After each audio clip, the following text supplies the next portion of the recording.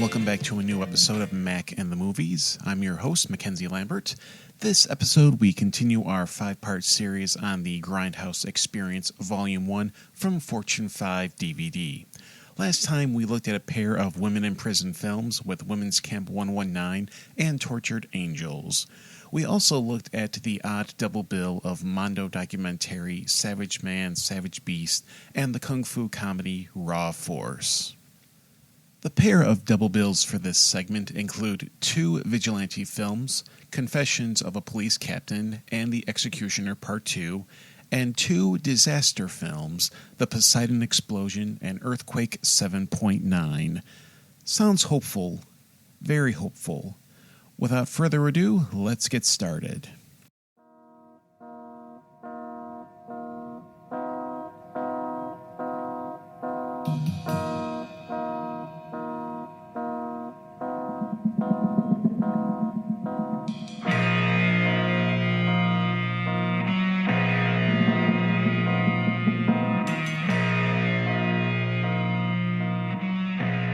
Police Captain Bonavia has a vendetta against the local construction industrialist Ferdinando D'Ambrosio.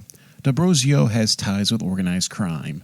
Whenever Bonavia starts to have a case to prosecute D'Ambrosio, the case never manages to make it to court. Bonavia is driven to desperate measures. Bonavia arranges the release of a criminally insane inmate who has a previous history with D'Ambrosio. Someone sent word to D'Ambrosio about the inmate's release, avoiding confrontation.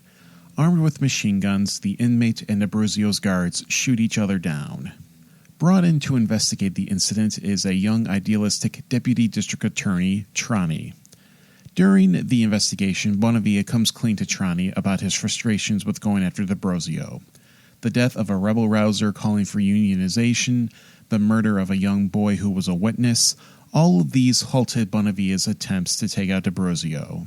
It's at a point where Bonavia suspects those in the criminal justice system of aiding D'Ambrosio. Trani finds it hard to believe. He has faith in the system and the officials that oversee it. He doesn't buy the idea of a conspiracy holding back Bonavia. It turns out the inmate had a sister who was once involved with D'Ambrosio. She knows of his connections with local government officials. Bonavia has her go into hiding at a safe house and informs Trani of her involvement. Will things work out for a change, or will history unfortunately repeat itself? This film is a fantastic police drama pitting vigilantism against law and order. It's easy to buy into the motivation of Bonavia. It seems as if the laws were made more to protect the criminals more so than the victims. Although we have to keep in mind, these evil deeds are told to us through the narration of Bonavia. This could be a case of an unreliable narrator. Bonavia could be so desperate to take down D'Ambrosio that he may make up incidents that never happened. We already have a scene where Bonavia tells Trani that he's willing to tell blatant lies about Trani. You fight me with your proof and I'll fight you with slander, and the more incredible the better. Don't be ridiculous. What will you accuse me of? Don't confuse the issues. I said slander. What slander? That which you hide from everyone, that your mother is in a Swiss asylum. What? My mother's worn out. She's just resting. I know, but I'll say that you're lying, that's all. I'm being accused by a man who has an insane mother. Hereditary insanity. Now, we know a lot about that, don't we, Mr. Triani? And then I'll say that you're a faggot. Oh, take it easy now. Don't lose your temper. That you corrupt minors. You've been seen in the company of a young boy named P.H. Nadilli. Isn't that so? He's an orphan, a child of a... Oh, I know that. He's the child of a former employee. You're helping him through school. Either you're hard of hearing or you're putting me on. I said slander. I am the first one to admit it. Now, I need slander. Do you know why? Because when they try to prove that I'm wrong, they're going to dig into your cellar and find out that you work for D'Ambrosio. Now, what other vice do you have? Are you hooked on gambling? Okay, you'll go to prison for life. For spreading slander. No. Bonavia knows the court of public opinion can be a stronger factor than the actual justice courts. Can we actually trust what Bonavia is telling us? When you think of a Grindhouse vigilante film, this is probably the last film you would think of. I don't think this is the kind of film that would keep the rambunctious crowds of 42nd Street interested. A lot of talking, a lot of character development, little to no violence or action. When I think of a vigilante film that would play to the base interests of the Grindhouse crowd, I would think of the Poliziotteschi of Enzo G. Castellari, especially The Big Racket. Something more along the lines of Death Wish with Charles Bronson. There was the Bill Lustig film Vigilante with Robert Forster and Fred the Hammer Williamson. Those are more to the liking of the Grindhouse crowd. Confessions of a Police Captain, by comparison, comes off as high art. Director Damiano Damiani offers a straightforward, solid police drama. He handles the material by co-writer Salvatore Larani with the seriousness the film needs. Damiani worked on spaghetti westerns and even the sequel to the Amityville Horror. Cannibal Holocaust composer Riz Ortolani provides a great music score. Ortolani mixes rock sounds with orchestral. Ortolani's approach comes closer to the likes of Stelvio Cipriani and Dave Grusin, more so than that of Morricone.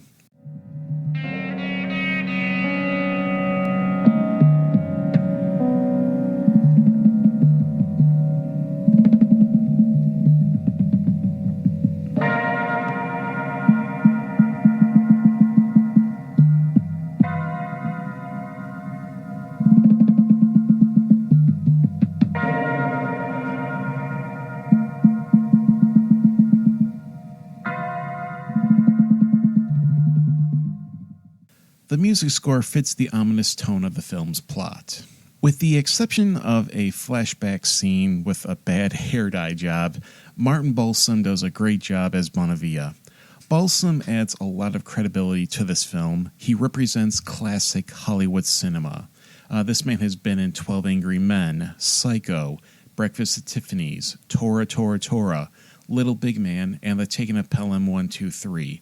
This guy was a big deal when it comes to great American character actors. Franco Nero brings the right degree of naivety to the role of Trani. I have no qualms with admitting my man crush on Franco Nero. He's one of the great cinema badasses. Starting with his breakthrough role in the original Django, he's gone back and forth between Hollywood films and foreign cinema. He was in Django 2, Enter the Ninja, Keoma, Street Law, Lucio Fulci's adaptation of White Fang, High Crime, Die Hard 2, and even the recent John Wick 2. In an interview that Nero did for the supplemental material for Street Law, he mentioned that he believes that laws protect criminals. Knowing that, I'm curious to kind of know if this film convinced him of that perspective, or if he held those principles before production. If it's the latter, then it definitely helped his performance. Two actors that stood out to me in small roles. One is Giancarlo Preet, who plays Giampolo, the one calling for unionization. He's likely best known as Scorpion from the Castellari post-apocalypse film Warriors of the Wasteland.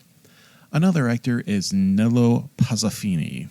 He made a career playing thugs in films like Umberto Lenzi's Bloodstained Orchids, Mean Frank and Crazy Tony, Lucio Fulci's crime drama Contraband, and even your Hunter from the Future.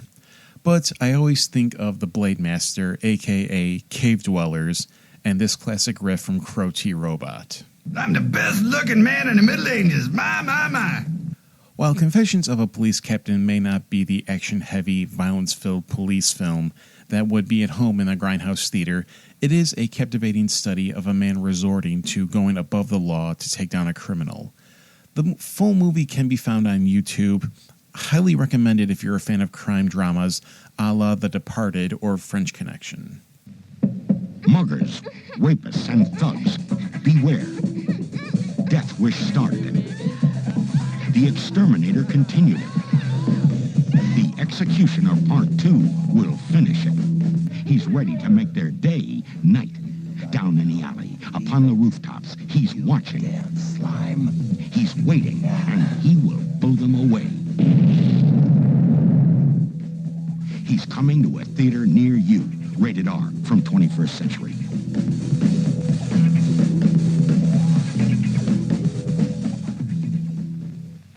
Executioner Part 2 opens in 1970 Vietnam, although it looks more like 1984 North Dakota. We see soldiers under assault from Viet Cong gunfire, cut to 1984 Los Angeles. Thugs and criminals are being randomly attacked by an unknown vigilante known as the Executioner. His signature is to kill criminals with hand grenades. Investigating the serial killings is Lieutenant Roger O'Malley and reporter Celia Amherst. The evidence and leads seem to point to O'Malley's friend and fellow soldier Mike. Mike has had issues with PTSD, often flashbacking to Vietnam and acting in a frenzied manner. Meanwhile, O'Malley's daughter Laura is addicted to drugs and is in need of a fix. Her pusher, Pete Vance, offers her a job as a prostitute. Her friend, Kitty, assures her she'll be fine. Listen to this bit of dialogue between Laura and Kitty. El tren parte a 7 a la mañana para Madrid. Oh, I hate these foreign languages.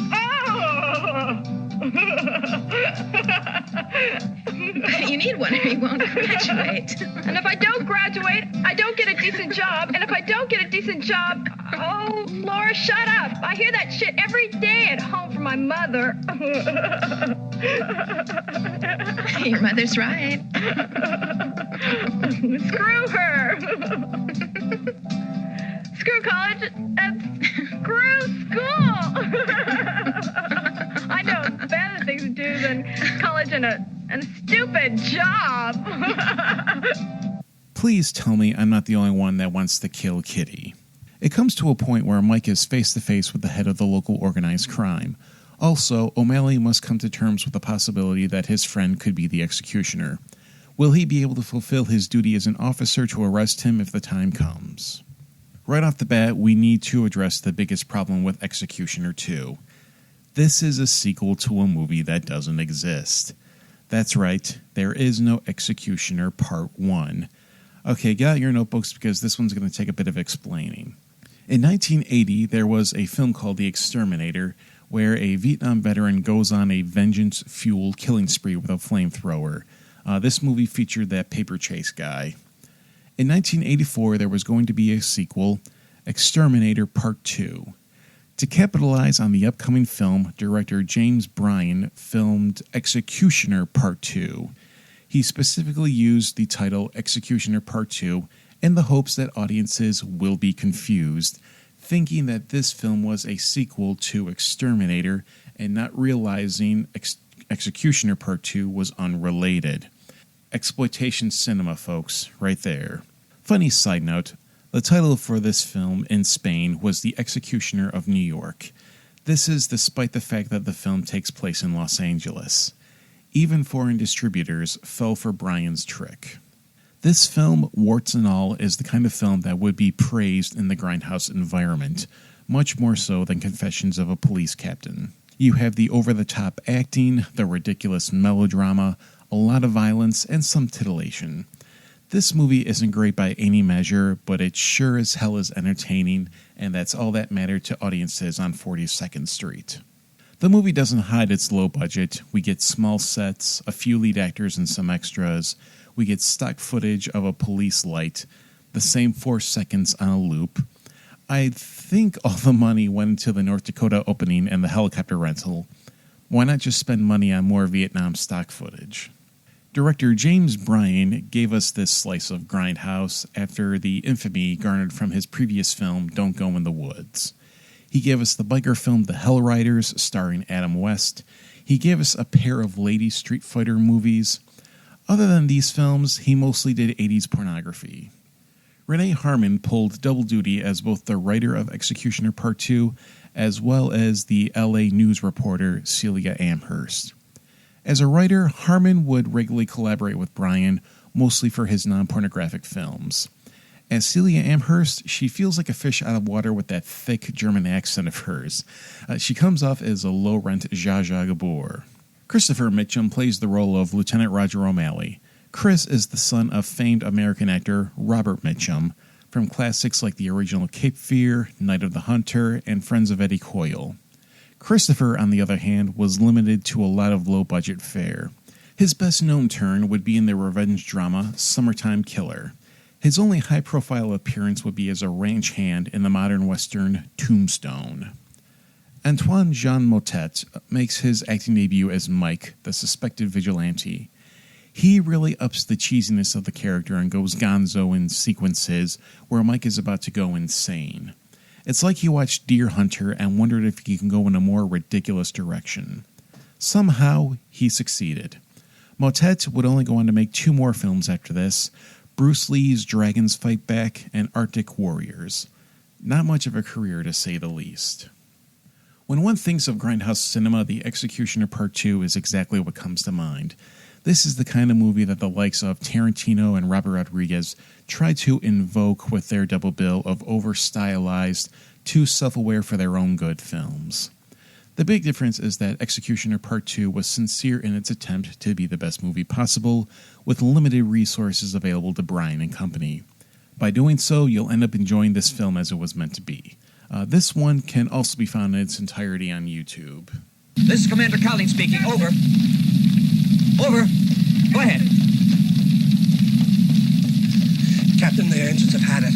The hulls are all burning, and no one's alive on the ship. Looks pretty serious. Over to you, sir. Hold one is loaded with these tanks. They look like oxygen tanks. If they explode, we're done for, Captain. Tell our men to get the fire brigade out here, because if those tanks catch fire, we've all had it. Over to you, sir. This is Colleen speaking. Sir, we're on the Poseidon. All of the ship's holds are burning now. There's nobody alive in the whole ship. Any danger of explosion? The number 1 hold is loaded with oxygen tanks, and I'm afraid the fire's getting really close, sir. Have the fire brigade come out right away. You sure there are no survivors? Yes, I'm sure. All the men are dead, sir. Any lifeboats out? No. Pumps working? No. Please send the fire brigade, sir. I'll do what I can. The Poseidon Explosion centers on a life-or-death situation where a ship carrying a cargo of oxygen tanks and tons of ammonium nitrate is on fire. The ship is first boarded by 2 captains who survey the situation and radio a report. Soon, a wedding party passes by and a few men join the captains to help. Word is called in to the fire brigade, but the terrain and location of the boat prevent their aid within a timely manner. Within hours, word has spread to the workers at the docks nearby. While being instructed to vacate the premises and go back home, they revolt and swim towards the boat to assist in any way they can. They arrive and begin to unload as much of the ammonium nitrate as possible in the hope of mitigating the damage caused by an explosion that could happen at any minute. Meanwhile, you have the mayor, Corbeya, consulting with his colleagues on what to do about this ship. If the contents cannot be unloaded in time, or if the fire extinguishing efforts prove futile, then the ship will explode. Is there a possible location where the ship can be detonated with minimal casualties and less collateral damage? The Poseidon Explosion is based on a true story. Like, seriously, it is. A Panamanian vessel loaded with ammonium nitrate threatened to explode and destroy the Romanian cities of Galati and Brela. This is one of those rare circumstances where, based on a true story, is not a load of baloney or an attempt to make a few extra bucks on consumer gullibility.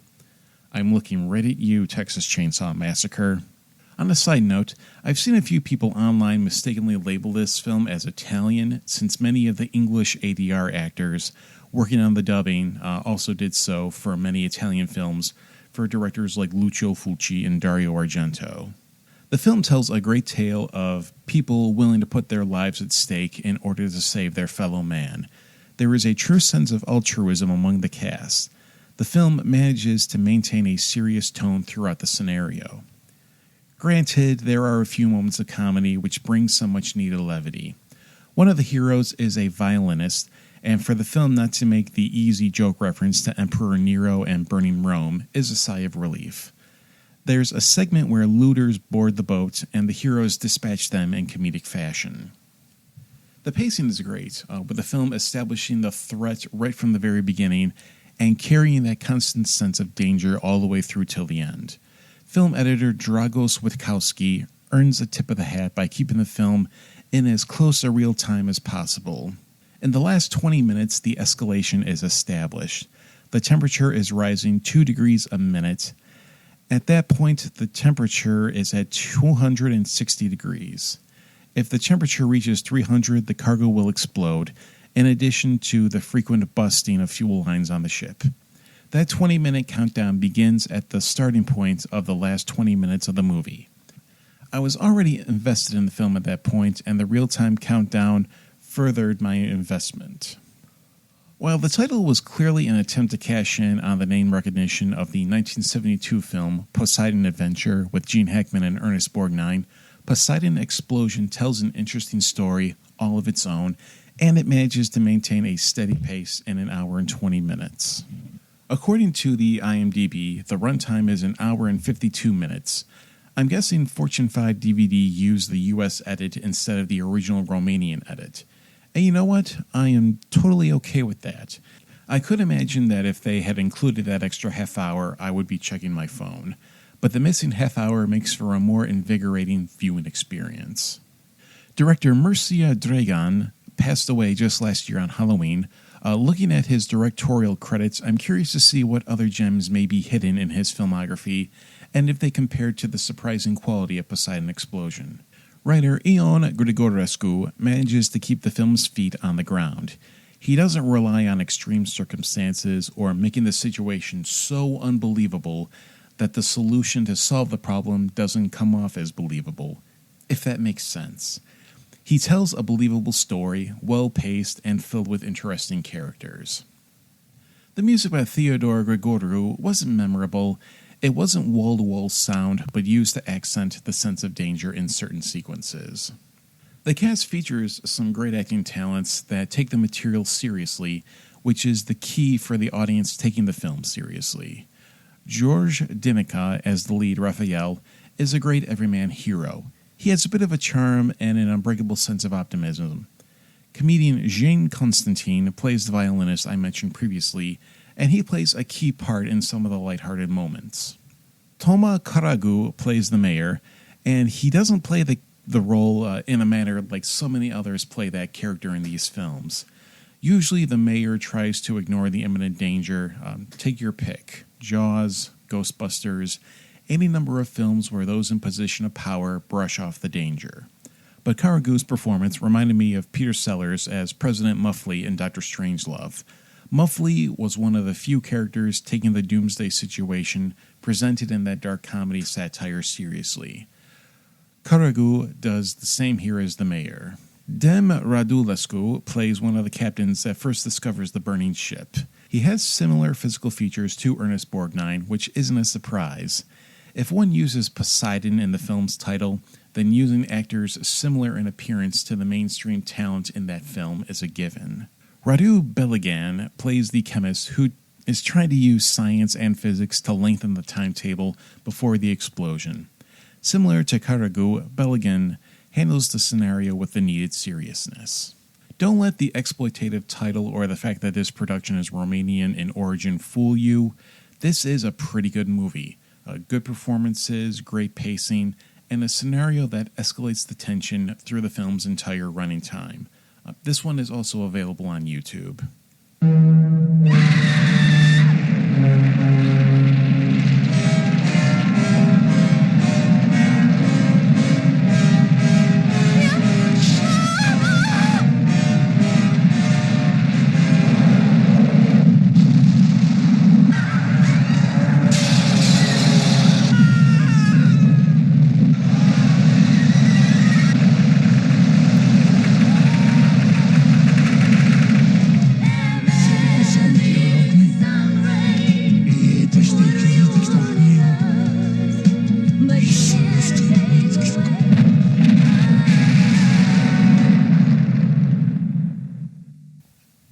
Seismologist Yoichi Kwazu predicts an earthquake that will strike Tokyo. It has been around a decade since the last earthquake struck the city. Yoichi believes the earthquake will be the most devastating ever experienced. He is the son of a seismologist that predicted the worst earthquake in the city's history at the time, back in 1923. Sadly, his prediction falls on deaf ears. His superiors don't believe him and think he's just trying to boost his profile. His own family distances themselves and frequently bring up the shame his foolish prediction has placed upon them. Then the earthquake hits and all hell breaks loose. 57 minutes into the film, the earthquake strikes. The film becomes a special effects showcase mixing practical sets with quick shots of miniatures.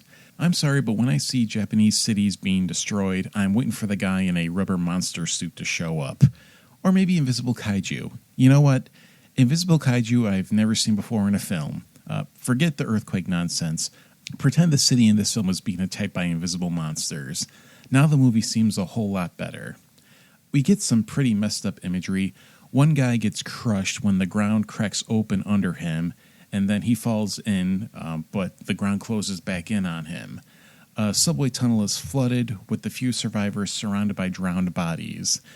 People are falling to their death from an apartment building. In the time leading up to the disaster, there is some soap opera melodrama. Yoichi is having an affair and his wife wants a divorce. More so because of the shame he brought with his earthquake prediction and not because of his infidelity. This drags the film down. It feels like padding for the 97-minute runtime. The film can be found under a slew of different titles. The Grindhouse Experience cover lists the film as Earthquake 7.9. Other titles include Deathquake and Megaforce 7.9. Much like Poseidon Explosion, this film on the IMDb is listed as over 2 hours. Fortune 5 DVD gives us a 97-minute cut. I couldn't sit through the full length, and neither would 42nd Street audiences at the time. Not even the theaters would use this edit. They need quick edits so that they could cram in as many showings as possible. Now, the logic of the authorities and his family, I have a hard time believing that. It's not like a seismologist earns credibility by making claims that turn out to be false, and the film establishes no prior history of Yoichi making false predictions of earthquakes. For the authorities and his family to suddenly not believe him is shaky to say the least. Seismology, from what I can tell, is a profession that does not allow for the margin of error we would expect for, say, weathermen. If a weatherman predicts sunshine but we get rain, worst case scenario is mild inconvenience. The worst that can happen is we get a little bit soaked. Seismology, on the other hand, I would think it's best to give them the benefit of the doubt. If they have the readings and the data to show something is on the horizon, believing them is for the best. If nothing happens, at least you took the proper precautions. If you believe them and something happens, then you've at least mitigated the damage. If you don't believe them and the crap hits the fan, then you get exactly what happens in this movie. You get an absolutely awesome disaster sequence that would bring a tear to the eyes of Michael Bay and Zack Snyder. This film was destruction porn before destruction porn was a thing. The film does a great job of illustrating the pressures placed upon generations of Japanese families of nobility. Yoichi's father was a hero for his 1923 prediction. That same expectation for efficiency falls on the shoulders of Yoichi. Yet, when Yoichi is put up to the task, his expectations are flipped on him. Now people are telling him to be quiet. If you want a better film to illustrate this cultural element, go check out the documentary Jiro Dreams of Sushi. I really can't comment on the performances due to the contrast of dubbing with Japanese acting. The music by Toshiaki Tsushima amps up the melodrama, but is minimal during the disaster sequences. The sound recordist, Kenshiro Hayashi, uses the sound effects to create a symphony of destruction. His sound editing is the co-star to Teruyoshi Nakano's special effects direction for the earthquake sequences. To wrap up this review, Earthquake 7.9 starts out slow, but when the build disaster strikes, you're in for a pretty good time.